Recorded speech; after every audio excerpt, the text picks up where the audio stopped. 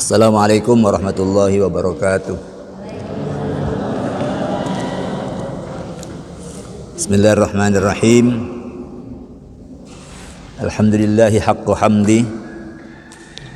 Wassalatu wassalamu ala man la nabiyya min ba'di wa ala alihi wa ashabihi. Subhanaka la ilma lana illa ma 'allamtana innaka antal alimul hakim. Allahumma arinal haqqa haqqa warzuqna husna ittiba'i wa arinal batila batila warzuqna husna ijtinabi. Amma ba'du, para jamaah Bapak Ibu sekalian rahimakumullah. Alhamdulillahirabbil alamin. Mari kita syukuri nikmat Allah pagi hari ini. Kita kembali dipertemukan oleh Allah di rumahnya untuk kegiatan terbaik yaitu salat subuh berjamaah. Allah berikan waktu longgar buat kita pagi hari ini. Setelah selesai salat subuh, kita perpanjang iktikaf kita manfaatkan untuk kajian fikih. Pagi hari ini kita masuk ke fikih tentang salat yang ke-16 dengan subtema salat sunat fajar.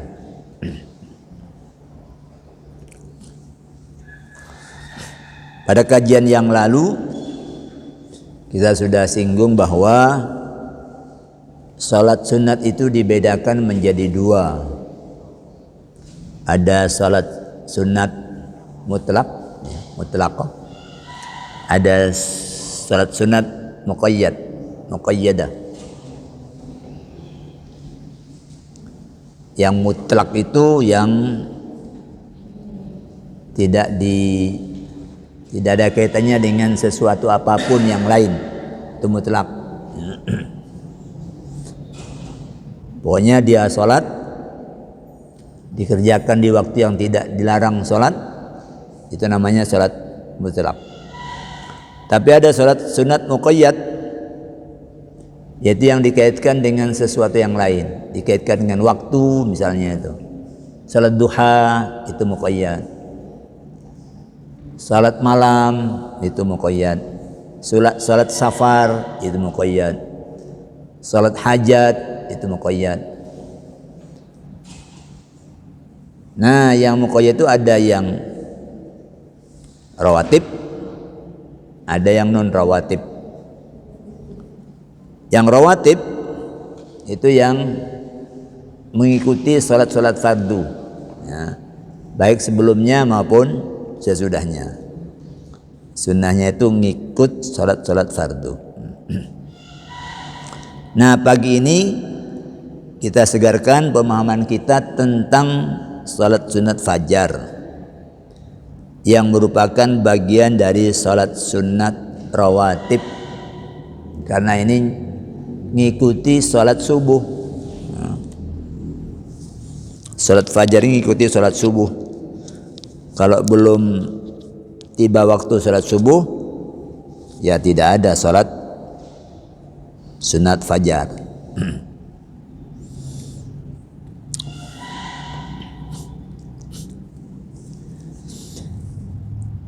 Kita akan bahas ini dari empat segi, ya. Keutamaannya, kemudian prakteknya oleh Nabi, kemudian bagaimana sifat pelaksananya itu, kemudian yang keempat, kalau waktunya mepet apa bisa diqadha apa tidak, ya. Kita masuk yang pertama, keutamaan salat sunat fajar.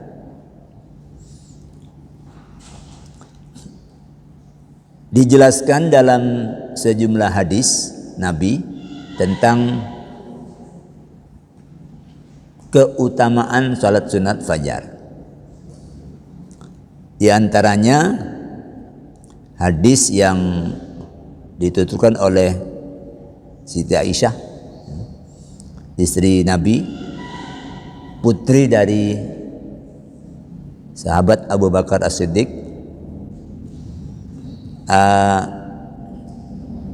Siti Aisyah menuturkan pandangan Nabi tentang nilai salat sunat 2 rakaat.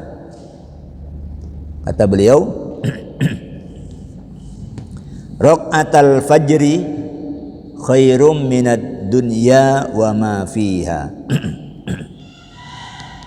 Kata beliau, Kanjeng Rasul menyatakan 2 rakaat fajar itu lebih baik dari dunia dan seisinya. Ya, ini abstrak ya. Kalau kita ukur ini dengan ukuran-ukuran dunia, ini nggak kroso. Kapan krosonya? Oh nanti, ya. Nanti, karena pahala itu tidak dianugerahkan sekarang. Ya. Kita yang lalu kan pernah bahas bahwa sholat sunnah itu fungsinya menjadi penambal sholat fardu.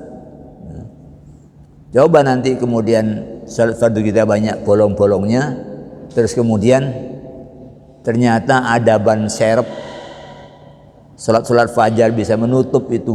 Wah, itu udah anugerah yang luar biasa. Sekarang tidak kroso apanya yang lebih baik dari dunia seisinya. Sekarang karena selera kita masih selera duniawi, kita masih berada dalam habitat alam rendah. Nanti kalau sudah saatnya balik ke alam tinggi, nah itu orang yang merasa ada kekurangan, itu kepingin balik lagi. Fa'asaddaqo, aku akan bersedekah, aku akan bayar zakat, wa akum minas solihin, dan aku akan jadi orang soleh. Ya. Tapi itu sudah tidak mungkin. Ya. Hanya orang ngapain dulu saya kok, kenapa dulu saya enggak? Nah, itu sudah tinggal kenapa. Ya. Okay. Dan lebih beliau sukai dari dunia seluruhnya. Kata Siti Aisyah, Rasulullah bersabda, fir rak'ataini qabla salatil fajri, tentang salat 2 rakaat sebelum salat fajar, sebelum salat subuh. Beliau bersabda, huma ahabbu ilayya minad dunya jami'a. 2 rakaat salat sunnah fajar itu lebih aku sukai, lebih aku cintai dari dunia seisinya. Ya, kesadaran begini penting dibangkitkan. Karena kadang-kadang kalau sudah jalan rutin, lama-lama menjadi satu kegiatan yang kayak biasa-biasa, kayak tidak berharga, ketimbangan enggak sholat, kayak kok kayak enak tak sholat disai. Nah, itu gak tapi menyadari bahwa apa yang kita kerjakan itu sesungguhnya nilainya sangat besar. Nabi ngajari itu. Ya.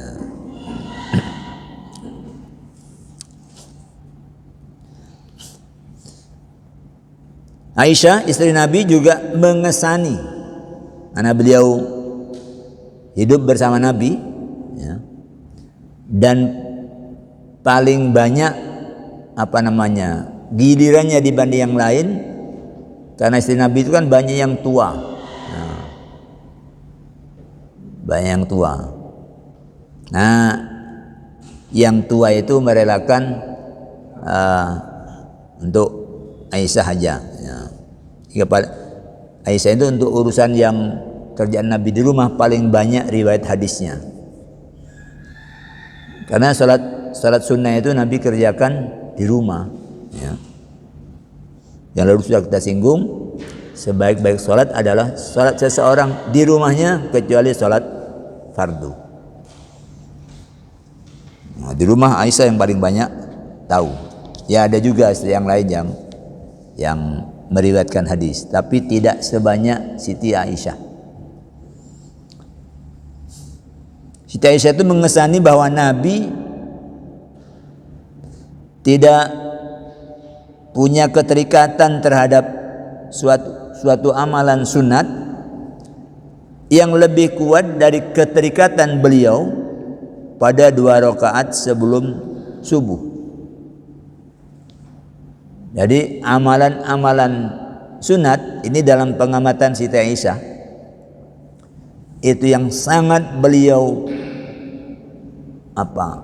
pegangi kuat agar tidak sampai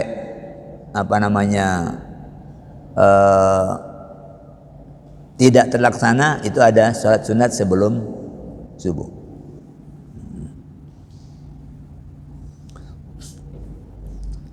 Lam yakun ala syai'in anna Nabiy sallallahu alaihi wasallam lam yakun ala syai'in minan nawafili ashadda muahadatan minhu ala raq'ataini qabla subhi.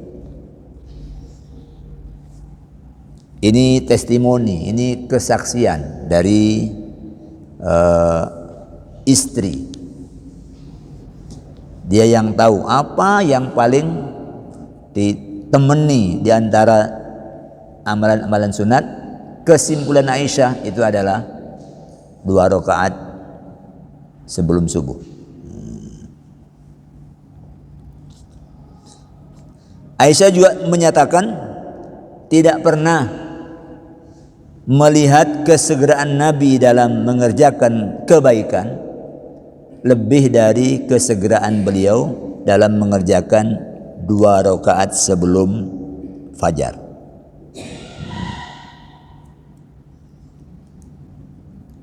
Dan ini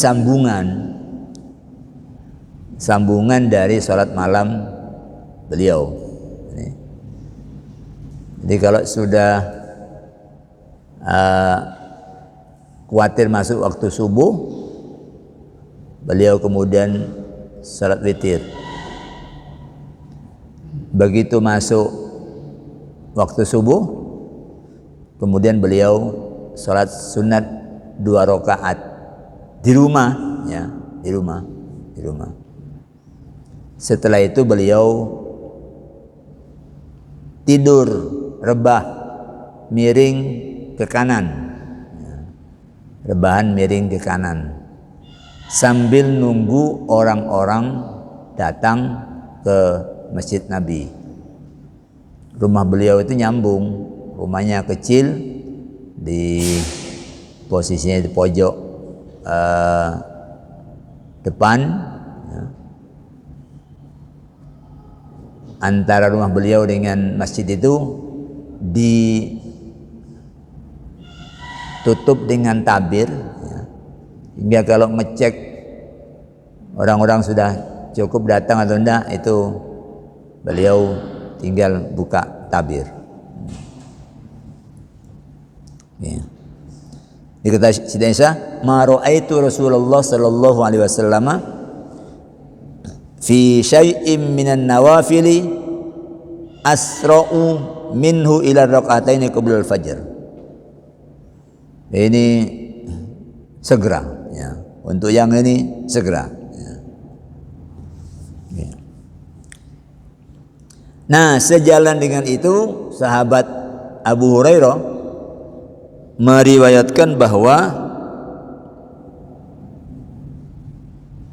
Nabi mengingatkan para sahabat untuk tidak meninggalkan 2 rakaat fajar walau sedang dikejar musuh.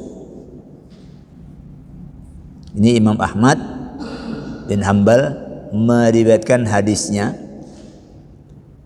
termaktub dalam urutan 9253 dari Abi Hurairah bahwa Nabi bersabda, la tada'u rak'atainil fajri wa in taradatkum al khailu wa in taradatkumul khailu.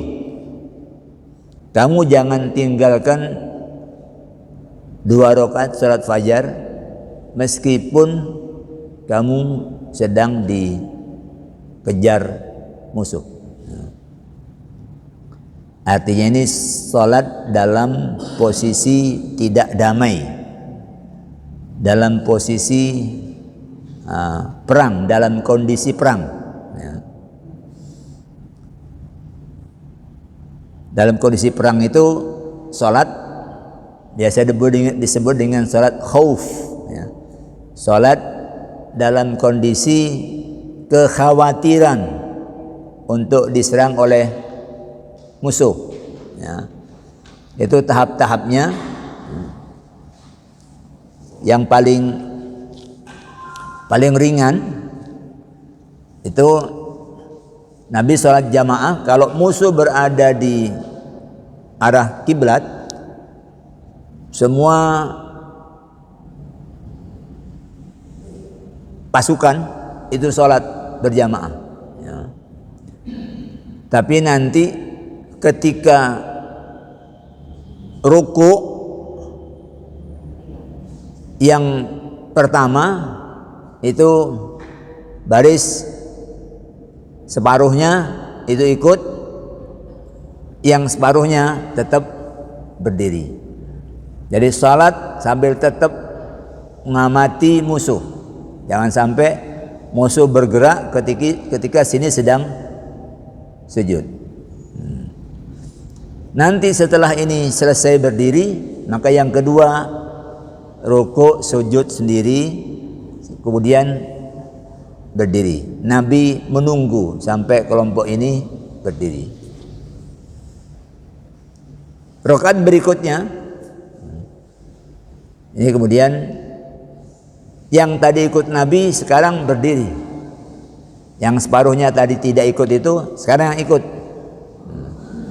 Nanti setelah posisi tahiyat tasahud, Nabi itu menunggu. Ini rukuk sujud menunggu, setelah itu baru salam bersama-sama. Biasanya kalau di peperangan itu sholatnya sholat qashar, ya. Sholatnya sholat qashar. Dan peperangan zaman itu peperangan siang hari, ya. Kalau sekarang sudah nggak peduli karena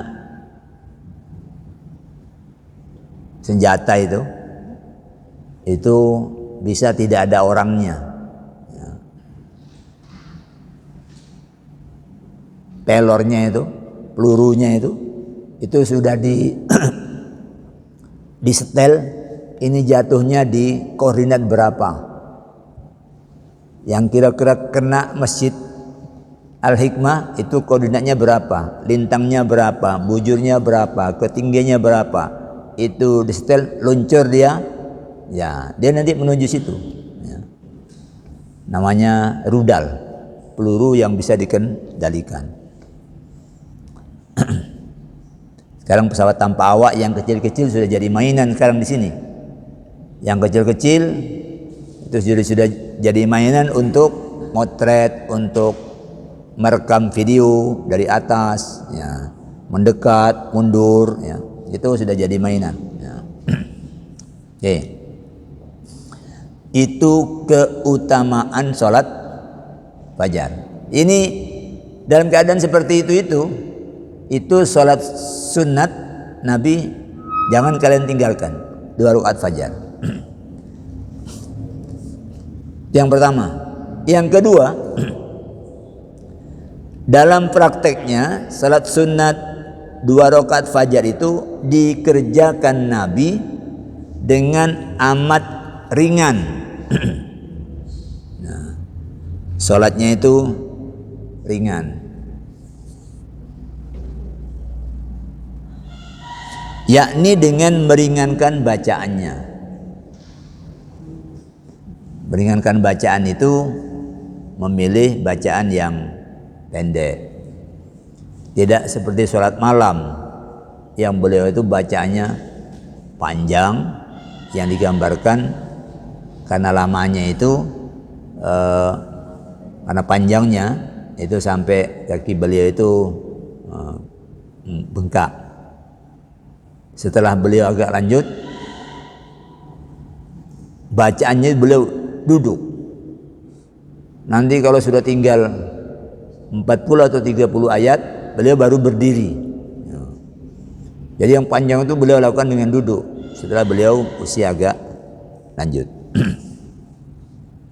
Nah yang ini sebaliknya, ini sangat ringan.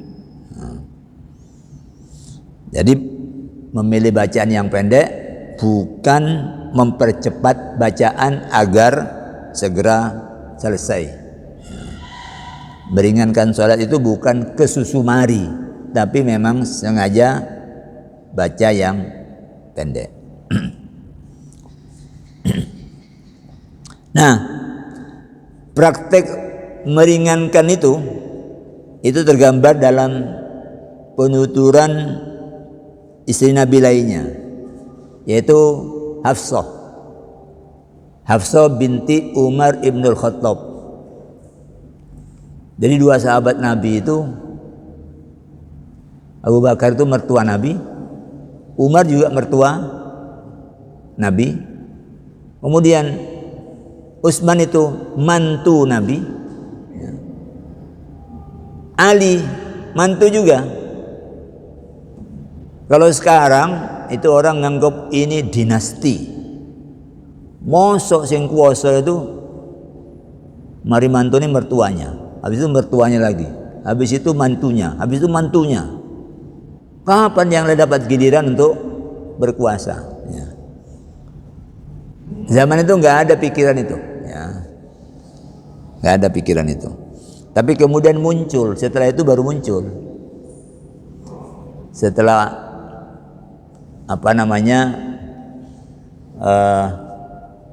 sahabat Utsman terbunuh, nah ini mulai muncul tuntutan agar yang bunuh Utsman itu usut siapa aja di baliknya. Artinya Ali termasuk di antara yang dituduh berada di balik pembunuhan Utsman karena kepingin jadi khalifah. Itu yang kemudian setelah itu muncul khalifah itu sudah dari keluarga, ya. Dari keluarga Muawiyah terus ke bawah sampai lebih dari 100 tahun itu. Kemudian itu Abbasiyah, itu panjang sekali. Ya, nanti tinggal ayahnya kalau sudah merasa tua, nanti kalau sekarang modelnya ngangkat putra mahkota. Begitu wafat, ini otomatis jadi, tidak pakai pilihan-pilihan apa, tidak pakai. Ya. Hingga bergilir di kalangan keluarga. Oke. Kata Hafsah, Nabi salat 2 rakaat fajar di rumahnya itu dengan amat meringankan pelaksanaannya. Karena Rasulullah sallallahu alaihi wasallam yusalli rak'atayil fajri qabla subhi fi baiti yukhaffifuhuma jiddan. Kata beliau sangat meringankan. Kalau disebut meringankan itu, yang penting kita pahami itu jangan pakai ukuran sekarang. Ukuran sekarang rata-rata salat kita itu sudah ringan. Ya. Ini yang dipakai itu adalah ukuran salat Nabi. Subuh Nabi itu rata-ratanya baca ayatnya itu 100 ayat. Salat kita ya paling 10-15 ayat. Itu pun pendek-pendek. Ya. pun pendek-pendek. Saya tahu ada masjid yang imamnya itu baca rotok dawa, ya. Dia taruh mushaf di depannya, ya. Lalu dia baca rakaat pertama 1 lembar, rakaat kedua 1 lembar. Itu ada yang kemudian rekal yang ada di depannya itu hilang, Qur'annya dipindah. Itu bagian dari demo, ya, karena orang sekarang itu ada yang butuh berangkat kerja itu jauh, itu kok ngimamnya kok panjang sekali, berkali-kali, ya. Akhirnya saya sarankan potong ayatnya, atau kalau tidak sampai bacanya speednya saya itu jangan ditarik-tarik kayak loh, ya wajar aja. Kalau satu halaman itu sebenarnya tidak begitu panjang, ya. Terjadi berkali-kali, ya. Baru setelah mengubah pola aman, ya. Jadi cara orang menyampaikan ketidaksetujuan, ya emang jamaah itu harus dapat perhatian untuk sholat-sholat di publik itu, ya. Jangan pakai ukuran pribadi. Kalau pribadi mungkin senengnya lama, tapi jamaah mungkin di situ ada yang kalau ngatek suwe itu cekot-cekot, ya. Kati lunggu enak dia ngatek kok kati lunggu dewe, ya. Akhirnya gerundel, ya suwe ini si imam. Oke. Nah, kemudian ungkapan sangat meringankan itu seberapa kadarnya? Kalau dibuat kira-kira berapa? Tidak bisa dimeniti karena zaman itu belum ada arloji, ya. Aisyah melukiskannya dengan kalimat, sampai aku benar-benar sangsi apakah dalam 2 rakaat itu beliau membaca Fatihah atau tidak. Membayangkan ringannya itu. Tapi sekali lagi jangan seperti ringan di kita loh, ya. Jangan seperti baca Fatihahnya di kita, ya. Model baca Fatihah Nabi, kok kemudian istrinya merasa itu Nabi baca Fatihah apa enggak? Itu ukurannya adalah ukuran baca Fatihah Nabi, ya. Jadi kata Siti Aisyah, kana Rasulullah sallallahu alaihi wasallam yusalli rak'ataini qabla al-ghadati fayukhaffifuhuma hatta inni asyukku, sampai aku ragu, la asyukku, benar-benar ragu, aqra fihima bi fatihatil kitab amla, apakah beliau membaca dalam 2 rakaatnya itu di Al-Fatihah atau beliau tidak baca. Ini dalam satu riwayat. Tapi dalam riwayat lain, seberapa itu panjang ringannya sholat sunat fajar itu, kata Aisyah, kana qiyamu Rasulullah sallallahu alaihi wasallam fi rak'ataini qabla salatil fajri qadra ma yaqra'u Fatihatal kitab. Itu kadarnya itu kurang lebih seperti kalau beliau membaca Al-Fatihah, ya. Kurang lebih segitu.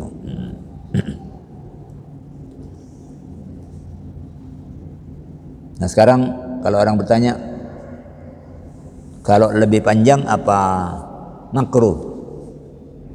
Ya tidak, menurut saya tidak.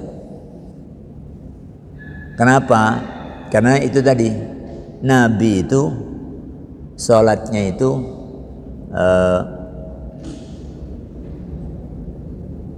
nyambung dari sholat malam yang panjang. Jadi kalau sholat malam itu ngawalinya dengan sholat ringan, ngawalinya itu tidak langsung berat, ya.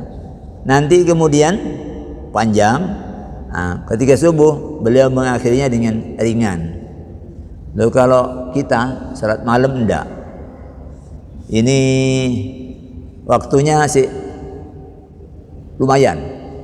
Misalkan kemudian rada dawa titik, menurut saya enggak apa-apa. Tapi kalau sudah nanti itu iqamah sudah kurang 3 menit, ya ukur dewe kira-kira ya segitu. Tapi kalau masih, kan ada masjid yang ambilnya itu 10 ya, habis adzan 10 menit baru iqamah. Kalau Masjidil Haram itu 20 menit, habis adzan 20 menit baru iqamah. Ya maklum, yang datang ke situ itu jualan itu dari tempat-tempat yang dekat maupun yang agak jauh. Oke.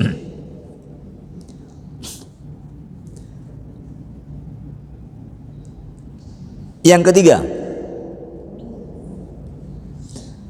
dalam 2 rakaat fajar yang pelaksananya sangat ringan itu, surat apakah yang dibaca Nabi? Dalam sejumlah riwayat yang bersumber dari Siti Aisyah, istri beliau, itu Nabi membaca surah Al-Kafirun pada pada rakaat yang pertama, kemudian rakaat yang kedua membaca surah Al-Ikhlas. Al-Ikhlas. An Aisyata anna Rasulullah sallallahu alaihi wasallam kana yaqra'u fi rak'atayil fajri bikul ya ayyuhal kafirun wa qul huwallahu ahad. Itu pada rakaat yang kedua. Ya kurang lebihnya segitu ya. Itu sangat ringan, itu seperti itu ya. Jadi khafifun jiddan, sangat ringan ya. Tapi ada riwayat dari Ibnu Abbas bahwa dalam salat fajar itu pada rakaat pertama Nabi membaca surah Al-Baqarah ayat 136, bukan sak surat, hanya ngambil satu ayat 136. Ayat 136 Al-Baqarah itu bunyinya qulu amanna billah. Katakan oleh kalian, kami beriman kepada Allah. Wa ma unzila ilaina, dan juga kami beriman pada apa yang diturunkan kepada kami, kepada Rasul kami. Wa ma unzila ila Ibrahim, dan yang diturunkan kepada Nabi Ibrahim. Wa Ismaila, dan diturunkan kepada Nabi Ismail. Wa Ishaqah, dan Nabi Ishaq. Wa Yaquba, Nabi Yakub. Wal asbati, dan cucu-cucunya. Wa ma utiya Musa, dan yang diturunkan yang diberikan kepada Musa. Wa Isa, dan yang diberikan kepada Nabi Isa. Wa ma utiyan nabiyuna min rabbihim, dan yang diberikan kepada para nabi dari Tuhan mereka. La nufarriqu baina ahadim minhum, kami tidak beda-bedakan seorang pun dari antara mereka. Wa nahnu lahu muslimun, dan kepadanya kami berserah diri. Jadi ini ya pendek ya. Qulu amanna billah wa ma unzila ilaina wa ma unzila ila Ibrahim wa Ismail wa Ishaq wa Yaqub wal asbati wa ma utiya Musa wa Isa wa ma utiya an-nabiyyuna min rabbihim la nufarriqu baina ahadin minhum wa nahnu lahu muslimun. Itu di ayat pertama. Ini masih nyambung dengan urusan yang biasa Nabi, qul ya al-kafirun, itu urusannya dengan soal soal hubungan muslim kafir, ya. Kemudian yang di sini itu menanamkan agar orang beriman itu percaya kepada semua yang dibawa oleh para nabi tanpa beda-bedakan, ya, tanpa beda-bedakan. Rakaat kedua beliau membaca Ali Imran ayat 52. Falamma ahassa Isa minhumul kufra, ketika Nabiullah Isa merasa, ya, bahwa di antara kaum yang beliau diutus kepada mereka itu merasa ada kekafiran, ya, susah untuk menerima dakwah beliau, lalu beliau berkata, man qala man ansari ilallah, siapa yang akan menjadi penolongku untuk menuju Allah. Qala al-hawariyuna nahnu ansarullah.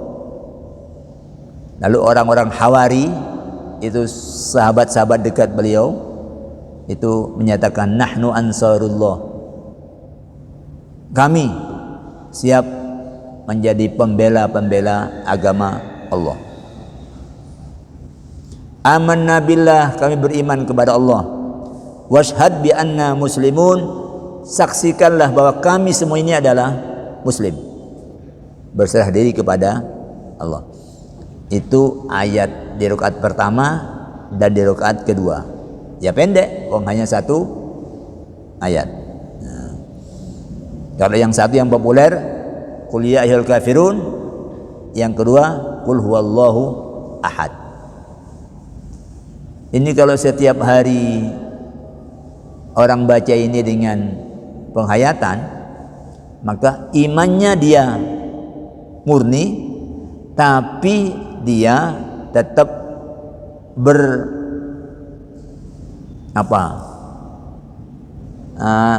tetap punya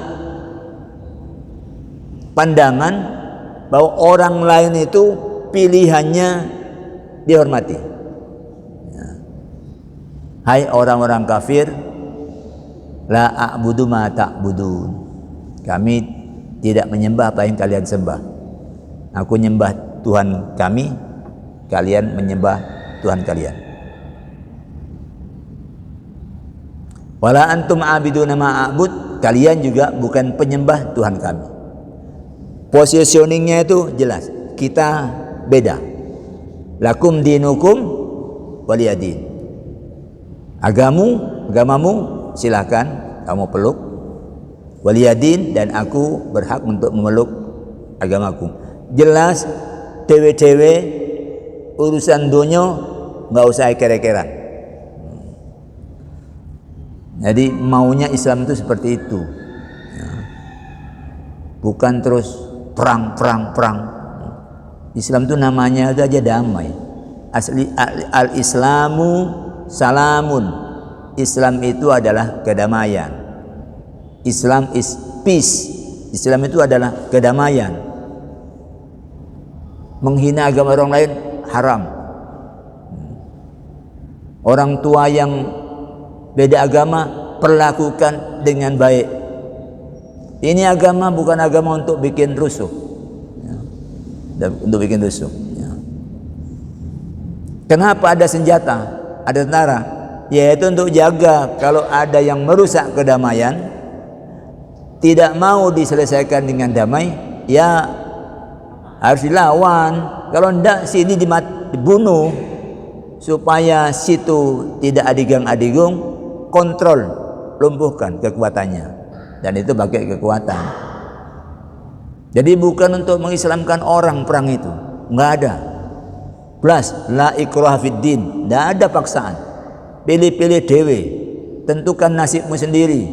Mau ke kamar panas atau ke kamar dingin, pilih dewe.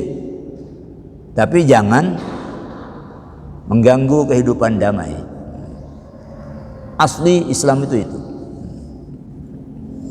Jadi orang mau apapun, Nabi itu diomongi jelek-jelek, diingatkan Allah, fala yahzunka qauluhum, Muhammad, ucapan mereka jangan bikin kamu galau. Kamu gak usah galau, memang omongan mereka begitu. Nahnu na'lamu ma yusiruna ma yu'linun, kami tahu yang mereka simpan di sini itu apa, yang mereka omongkan itu apa. Allah tahu semua, jangan dikira Allah nggak tahu. Kamu tenang aja, jangan galau.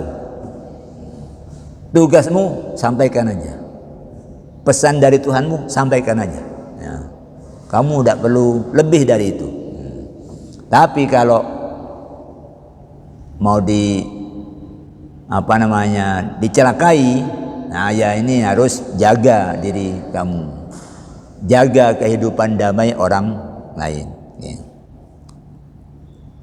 Ini disebut, di ayat ini disebut al-asbat, Ibrahim, Ismail, Ishak, Yakub, al-asbat, dan cucu-cucu. Jadi setelah Nabiullah Ibrahim itu yang bukan turunan Nabi itu hanya Nabi Lut. Nabi Lut itu kerabat Nabi Ibrahim, lainnya itu keturunan beliau sampai Nabi Muhammad. Jadi 19 Nabi Ibrahim, 19 Nabi ke belakang itu darahnya Nabi Ibrahim semua. Jadi dari Ibrahim dengan Ibu Hajar itu lahir Ismail, ya. Kemudian Ibrahim dengan Ibu Saroh itu lahir Ishak, ya. Kemudian dari Ibrahim dengan, ada lagi ini yang tidak terkenal ini, dengan Ibu Konturo, ya, bin Yakton, itu punya putra Madian. Madian itu punya anak Syuaib. Jadi itu cucu Syuaib, itu cucu Nabi Ibrahim. Kemudian yang lewat jalur Ishak itu terus sampai Nabi Isa. Yang lewat jalur Ismail kosong, penutupnya itu yang lewat jalur Ismail, Nabi Muhammad itu. Karena itu Nabi Muhammad biasa menyebut para nabi itu adalah saudara-saudaraku, ya, saudara-saudaraku. Dan agama kita, kamu jangan beda-bedain.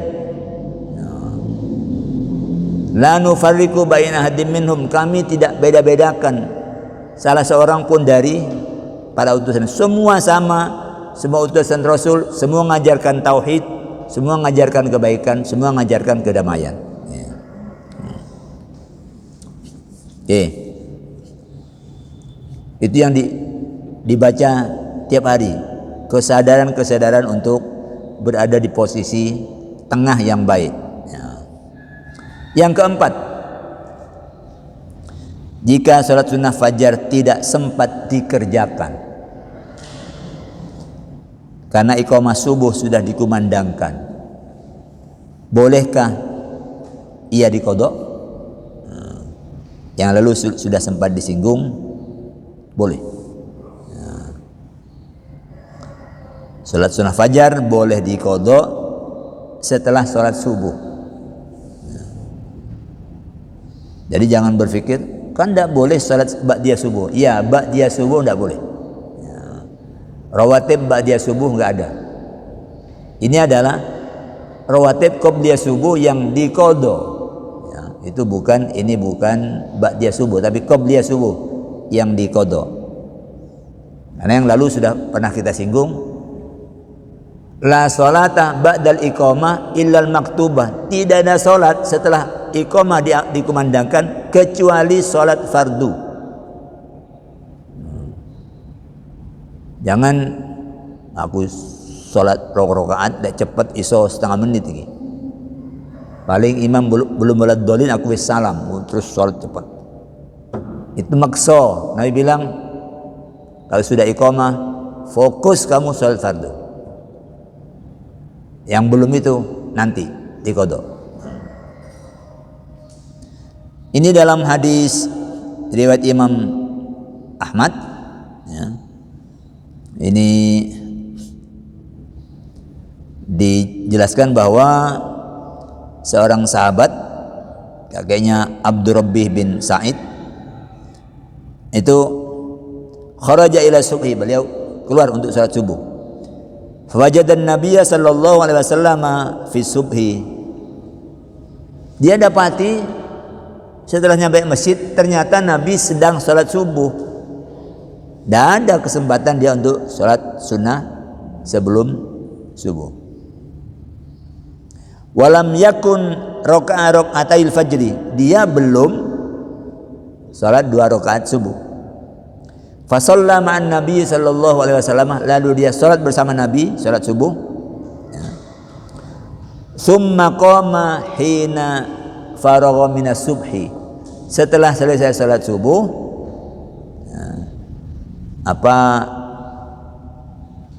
sahabat ini kemudian berdiri faraka rakaatil fajri, lalu mengerjakan salat 2 rakaat fajar.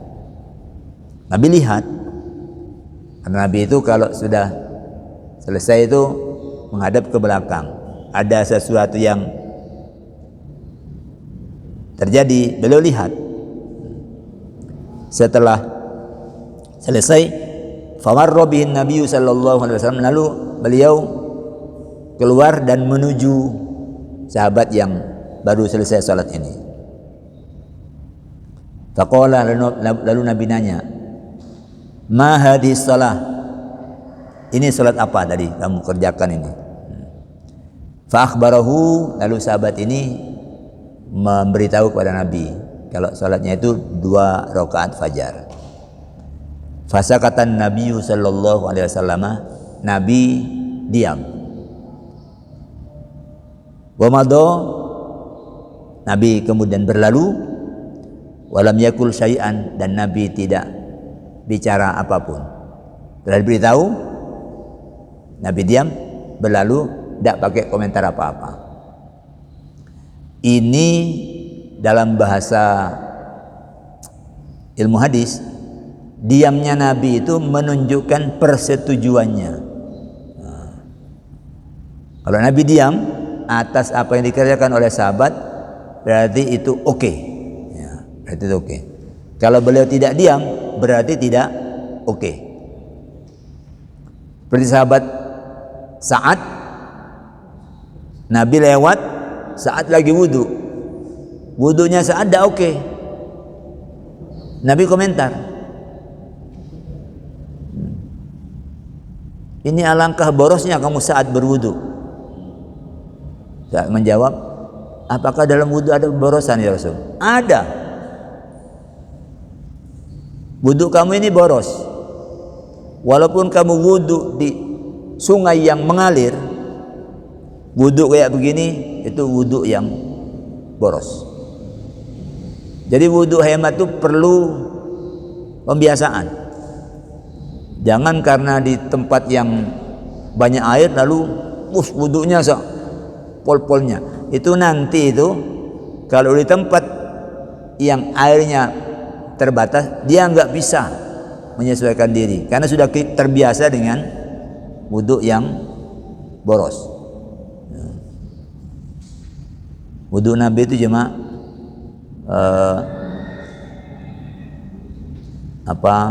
satu mud itu 1/4 sok. Ukuran 1 mud itu 0,9 liter. Jadi 4 gelas lah, 4 gelas aqua itu wudunya Nabi.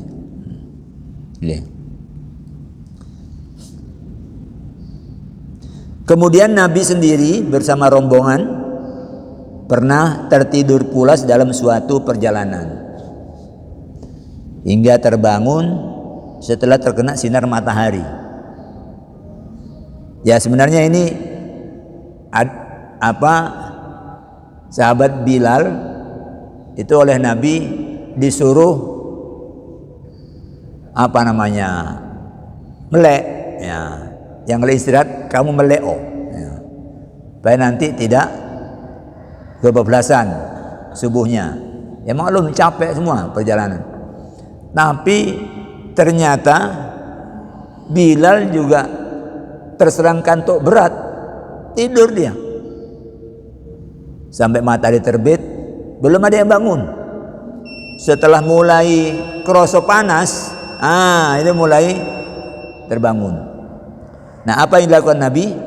Ya,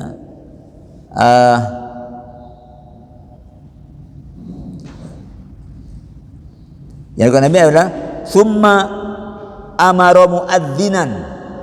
Jadi begitu terbangun, ya, Nabi nyuruh muadzin, ya, orang-orang bangun, ada adzan itu. Sudah matahari sudah kerasa panas, ya. Kemudian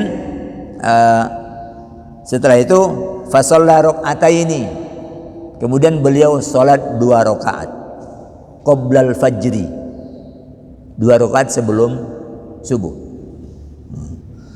Summa aqama, kemudian setelah itu muadzin tadi itu mengumandangkan iqamah. Summa sholal fajr, kemudian beliau salat subuh. Jadi sudah lewat itu, tetap masih ada paket 2 rakaat sebelum subuh. Jadi bisa terjadi kita terlewat kayak gitu, bisa terjadi. Nabi aja sak rombongan ya kelewat, bisa terjadi, ya, karena sesuatu sebab, mungkin karena habis minum obat batuk atau apa, tidurnya jadi pulas, walaupun sudah bunyi alarm itu, bunyi alarm masuk dalam mimpi, ya, kayak bunyi alarm di mana itu dia sedang terbangun, tiba-tiba sudah padang semua. Nah, itu sudah lewat waktunya, ya sholat sunnah fajar dulu, kemudian sholat subuh. Saya kira ini adalah penguatan kembali, penyegaran kembali pemahaman kita, supaya kita itu tetap berada dalam kesadaran nggak ada ibadah itu yang lebih unggul kebaikannya daripada sholat. Tapi bukan berarti lalu hanya sholat tok, yang lain-lain enggak. Utang ngemplang, itu ibadah loh, bayar utang itu, melaksanakan kewajiban itu ibadah, ya, semua dijaga, sholat juga dijaga. Oke, waktunya sudah bunyi. Satu orang aja, enggak.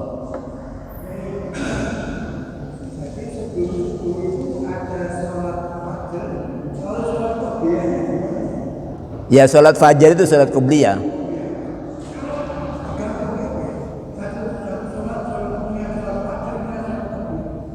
Ya, sholat qobliyah subuh itulah namanya sholat fajar, bukan yang lain, ya.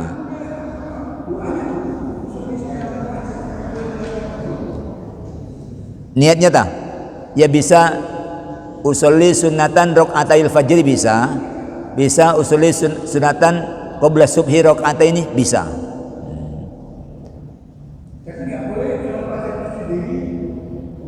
Ya, memang qobliyah subuh itu yang disebut dengan salat sunnah fajar, ya, bukan yang lain. Tapi kalau mau salat mutlak, ya monggo aja.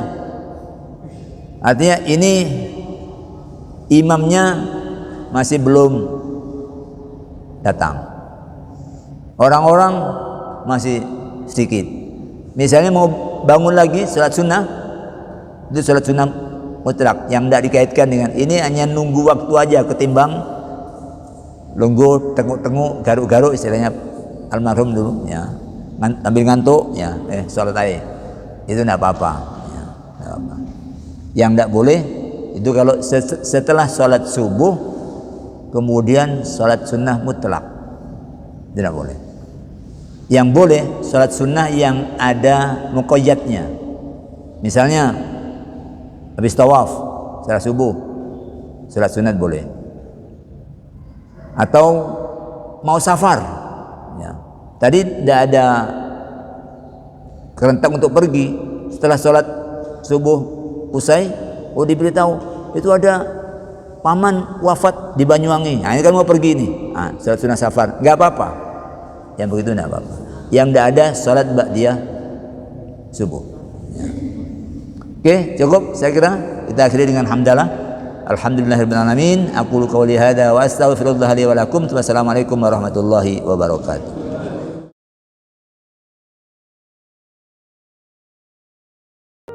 صلى الله